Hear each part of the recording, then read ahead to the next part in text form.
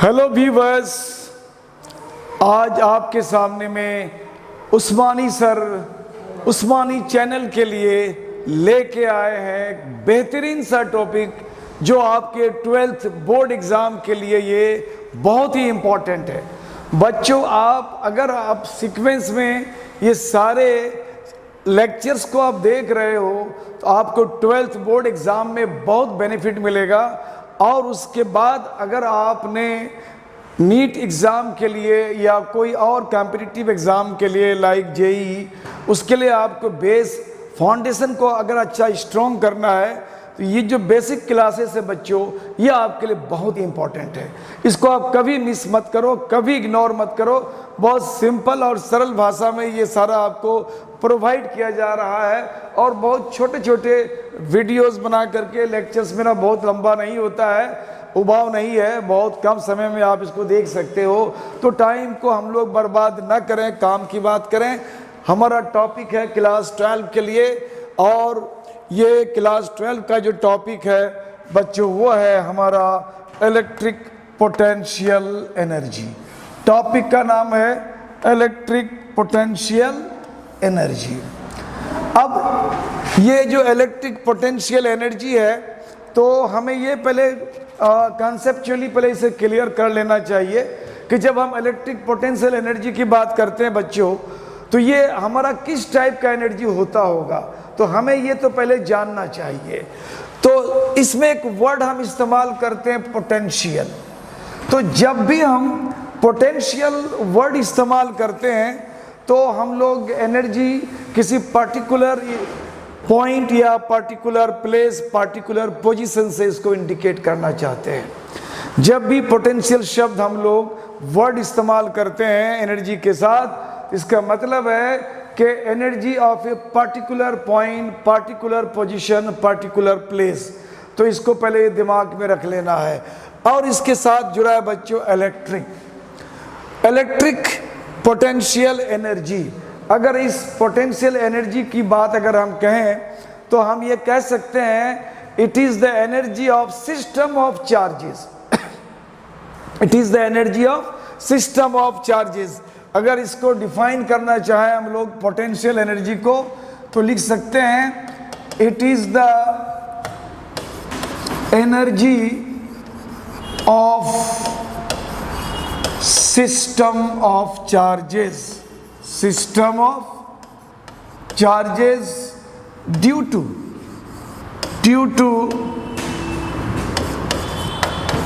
There positions. It is the energy of a system of charges due to their position. यानी system of charge, more than one charge, बहुत सारे charges हैं और वो charge अपने अपने स्थान में, अपने अपने पोजीशन में लोकेट है, बैठा हुआ है। तो जिस पोजीशन में जो चार्ज रखा हुआ है उस पोजीशन के हिसाब से, उसके अंदर उस पोजीशन के हिसाब से उस चार्ज में जो एनर्जी गेन रहता है, जो एनर्जी उसके अंदर समाहित रहता है, जो एनर्जी उसके अंदर पजेज है, उसको हम लोग बोलेंगे इलेक्ट्रिक पोटेंशियल एनर्जी। तो यहाँ पे एक चीज़ ध्यान देना है कि यहाँ हम सिस्टम ऑफ चार्जेस की बात करते हैं, यानी सिंगल चार्ज की बात नहीं करते हैं हम लोग। तो सिस्टम ऑफ चार्जेस की बात यहाँ करने के पीछे हमारा एक मंशा क्या है, तो इसको हम लोग देखते हैं कि सिस्टम ऑफ चार्जेस वर्ड हमने क्यों यूज़ करा। तो सिस्टम ऑफ चार्जेस हमने इसलिए इस्तेमाल करा कि जब किसी चार्ज को किसी पर्टिकुलर पॉइंट पे रखते हैं तो क्या वो चार्ज स्टैटिक है, क्या उस चार्ज पे कोई दूसरा चार्ज फोर्स लगाता है। तो ये सारी बातों को हम लोगों को ध्यान में रखना पड़ेगा। अगर किसी पर्टिकुलर पोजीशन में, किसी पर्टिकुलर प्लेस में किसी चार्ज को हम वहाँ प्लेस करना चाहते हैं किसी एक्सटर्नल फोर्स के द्वारा, अगर हमको उस जगह में, उस प्लेस में किसी भारी बल के द्वारा अगर हमें लाने की ज़रूरत पड़े, उसको प्लेस करने की ज़रूरत पड़े, तो बाहरी बल यानी एक्सटर्नल फोर्स से जो हम वर्क करेंगे that very work will be stored as electric potential energy at that point charge, at that place. उस पॉइंट चार्ज के लिए, उस प्लेस के लिए वो जो हमारा वर्क होगा, उस वर्क को हम लोग पोटेंशियल एनर्जी या इलेक्ट्रिक पोटेंशियल एनर्जी कहेंगे। तो बच्चों इसको हम लोग यूं समझें कि अगर हम इस एनर्जी को सिस्टम ऑफ टू चार्जेस के लिए देखें, अगर हम इस एनर्जी को पोटेंशियल, पूरा नाम कर देते हैं इलेक्ट्रिक पोटेंशियल एनर्जी को of a system of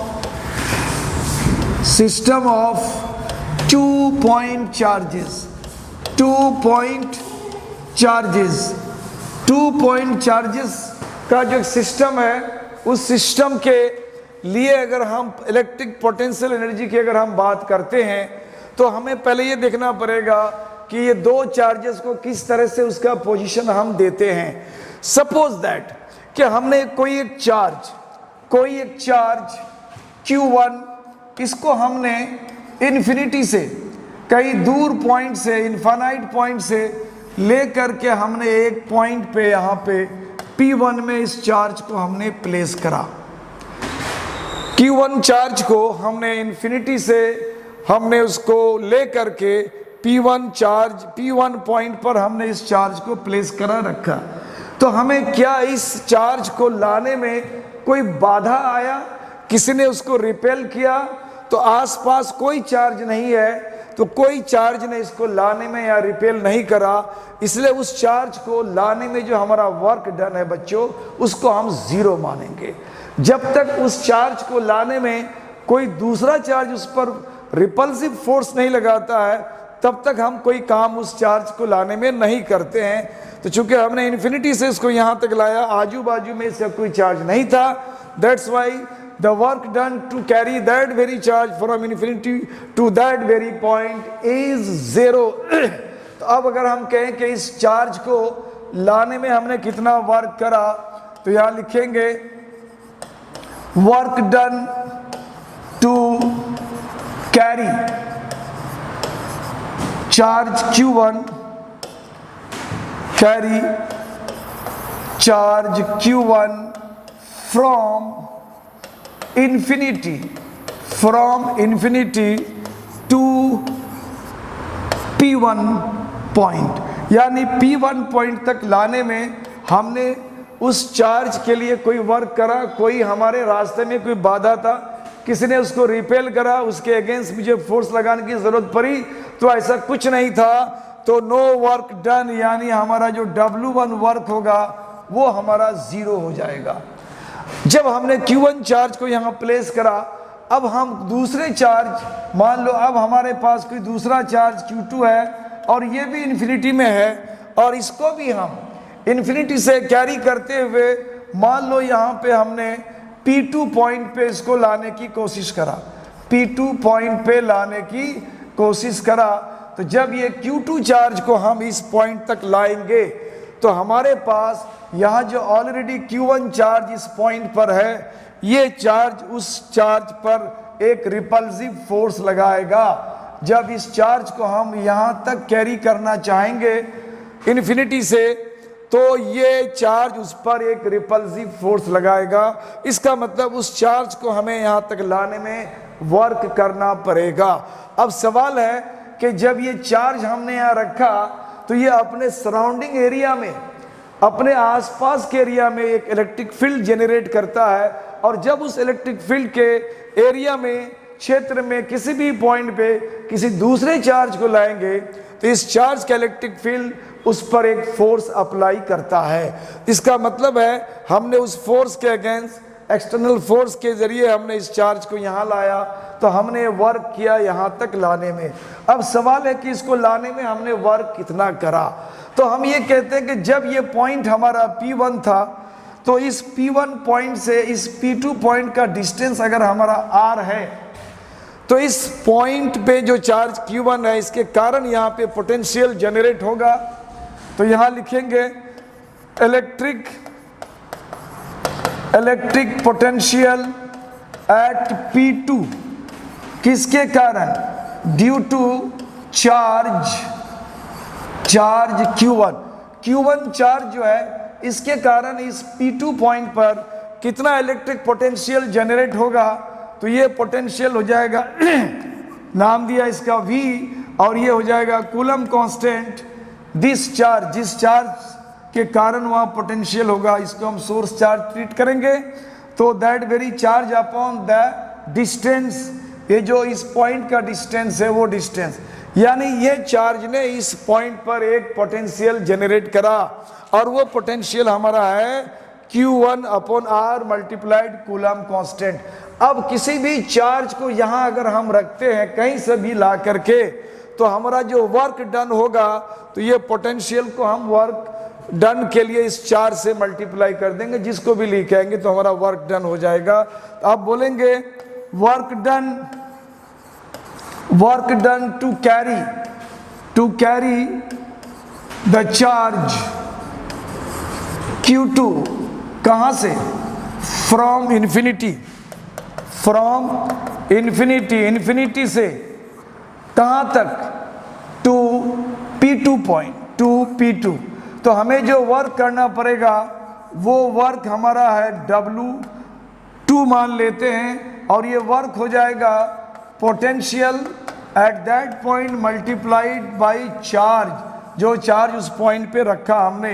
potential हमारा V है और चार्ज हमने Q2 लाया है, तो हमारा जो ये वर्क हो जाएगा, ये हो जाएगा coulomb constant Q1 upon R multiplied Q2, यानी के Q1 Q2 अपॉन R।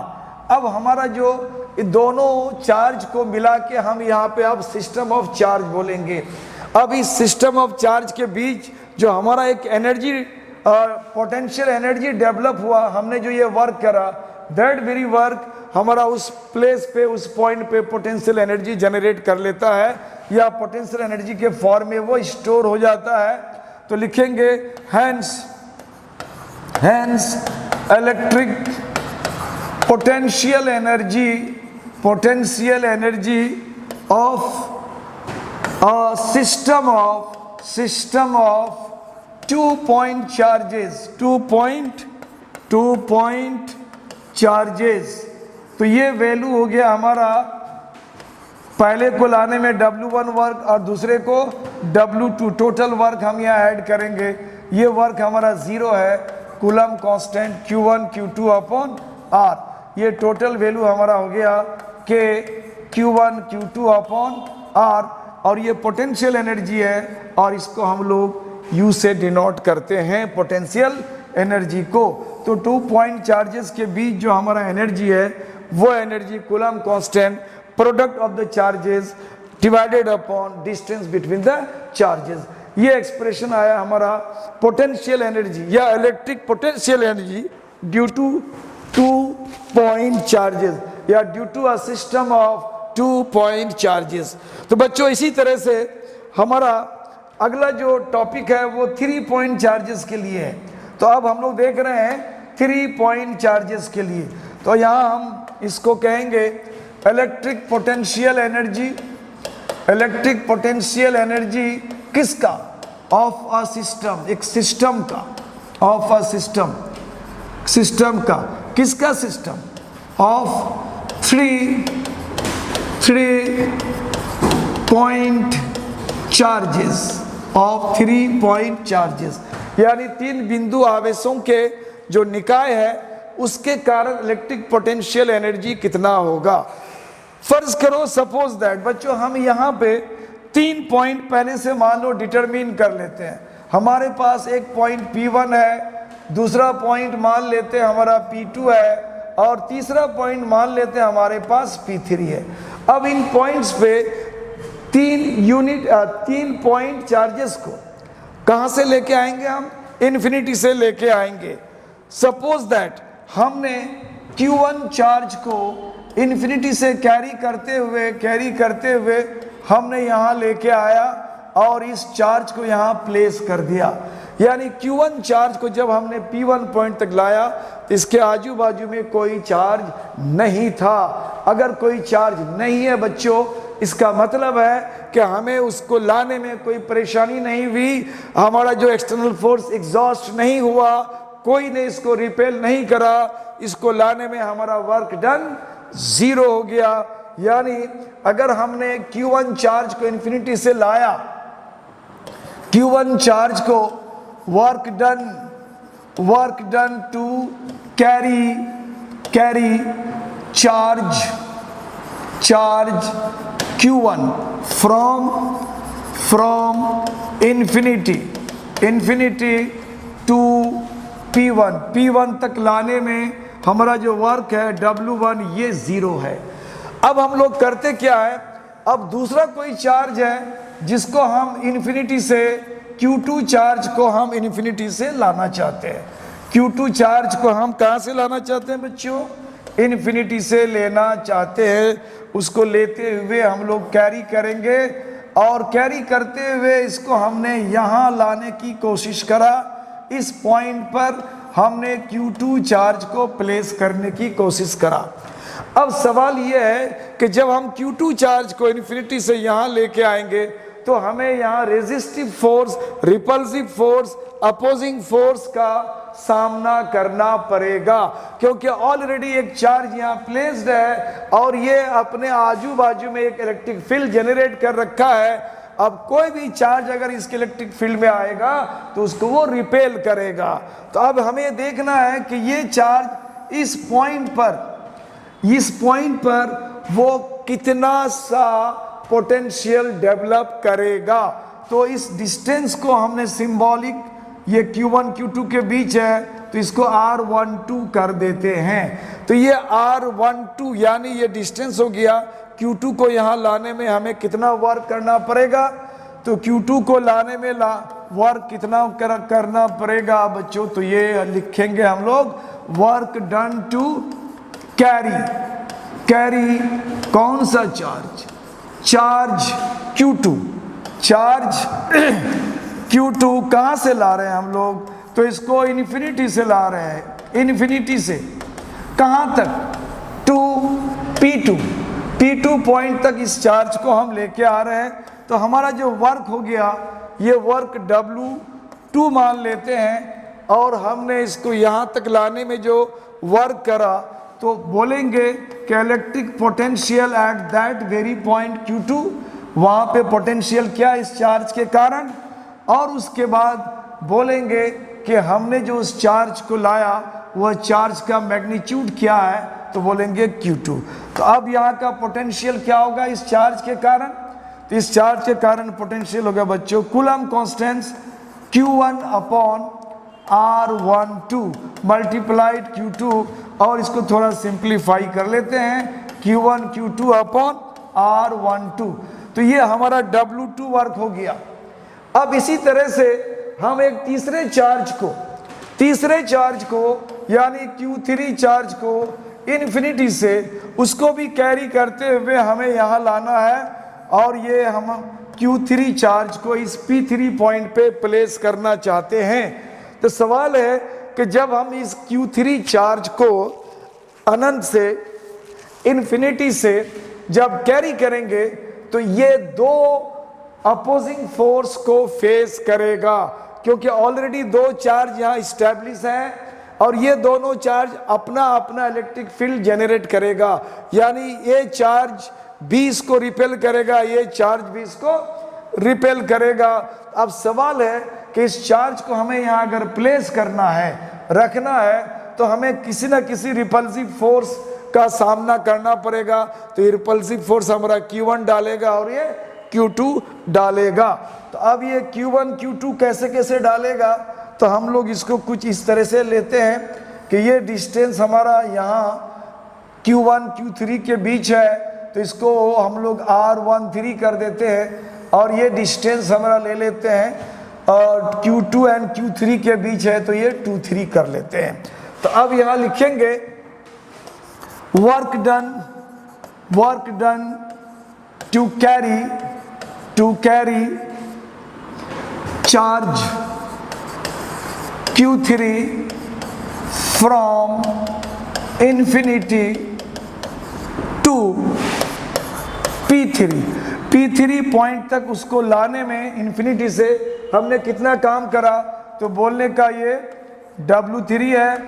अब यहाँ पे बोलेंगे उस P3 पॉइंट पर पोटेंशियल कितना है, एंड मल्टीप्लाइड यहाँ चार्ज हमारा Q3 है। अब यहाँ अगर पोटेंशियल की बात करेंगे तो यहाँ पोटेंशियल हमारे पास दो चार्ज का पोटेंशियल होगा, Q1 का होगा और Q2 का होगा। तो Q1 का यहाँ पे पोटेंशियल, इस पॉइंट पर Q1 का पोटेंशियल क्या होगा, यानी coulomb constant multiplied that very charge divided upon this distance. इस Q2 चार्ज के कारण यहाँ पोटेंशियल कितना हो जाएगा, coulomb constant multiplied that very charge upon this distance. यानी यहाँ पे जो हमारा दो पोटेंशियल है और पोटेंशियल चूंकि स्केलर क्वांटिटी है तो डायरेक्ट उसको हम लोग ऐड कर लेंगे रिजल्टेंट के लिए। तो बोलेंगे Coulomb constant Q1 upon R13 plus k Coulomb constant Q2 upon R23, ये हमारा पोटेंशियल है एंड मल्टीप्लाइड हमारा चार्ज हो गया यहाँ पे Q3। अब इसको अगर हम लोग मल्टीप्लाई कर लेते हैं तो ये हो जाएगा coulomb constant Q1 Q3 upon R13 plus coulomb constant Q2 Q3 upon R23। तो इस तरह से हमारा ये W3 वर्क हो गया। अब अगर हम तीनों सिस्टम ऑफ चार्जेस का टोटल वर्क अगर हम बात करें तो यहाँ लिखेंगे therefore total work done. Total work done हमने क्या करा, तो हमने W1 करा, W2 करा एंड W3 करा।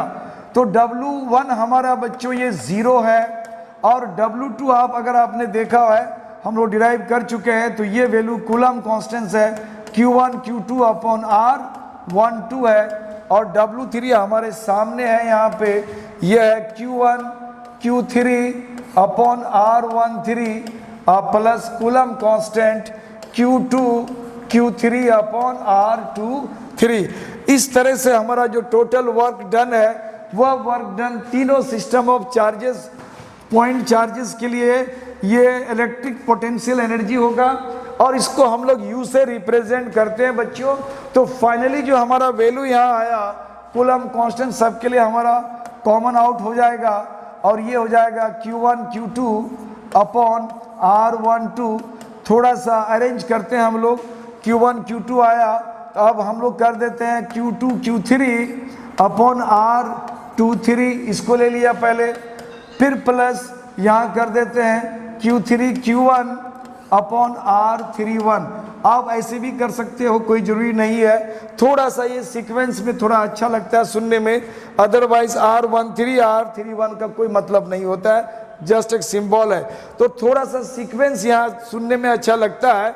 क्या सुनने में लगता है कि हमारे पास कितने चार्जेस हैं, 3 चार्जेस हैं, Q1 Q2 और Q3। इन तीनों चार्जेस सिस्टम ऑफ चार्जेस के लिए जो इनके प्लेसेस के हिसाब से इनका जो टोटल एनर्जी है, पोजीशन के एनर्जी है, तो हमने क्या करा 1 2 यानी Q1 Q2 R12।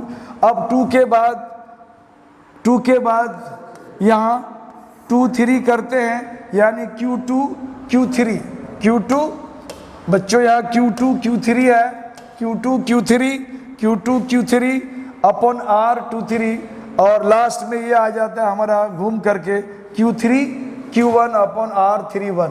अब Q1 Q3 करोगे तब भी वही वैल्यू आएगा, थोड़ा सीक्वेंस में इसको याद रखने के काम आता है। तो ये बच्चों हमारा सिस्टम ऑफ पॉइंट चार्जेस के कारण वो अपने अपने पोजीशन में जो चार्ज एग्जिस्ट करता है उसके लिए उनका ये एनर्जी है। तो अभी हम लोगों ने देखा सिस्टम ऑफ पॉइंट चार्जेस के कारण या सिस्टम ऑफ पॉइंट चार्जेस का जो पोटेंशियल एनर्जी है या इलेक्ट्रिक पोटेंशियल एनर्जी है, तो ये डेरिवेशन हम लोगों ने करा। तो बेसिकली आपको बोर्ड एग्जाम में बच्चों आपको दो ही पूछता है, दो ही तरह का पूछेगा, चाहे तो सिस्टम ऑफ 2 पॉइंट चार्जेस के कारण पूछेगा या सिस्टम ऑफ 3 पॉइंट चार्जेस के कारण पूछेगा। ये बोर्ड एग्जाम के लिए बहुत ही इंपॉर्टेंट है। आप बहुत सरल तरीके से आप इससे डिराइव कर सकते हो, बहुत ज़्यादा टेंशन नहीं लेना है, बहुत ही इजी टॉपिक है। तो आप इस तरह से हमारे साथ बने रहें। हमारे चैनल को अगर बिल्कुल नए व्यूवर्स आप हो तो आप इसको सब्सक्राइब कर लो, सो दैट कि आपको बेहतरीन टॉपिक मैं आपको दे सकूं और उससे आप फ़ायदा ले सकें। Thank you for watching my channel. Keep it up.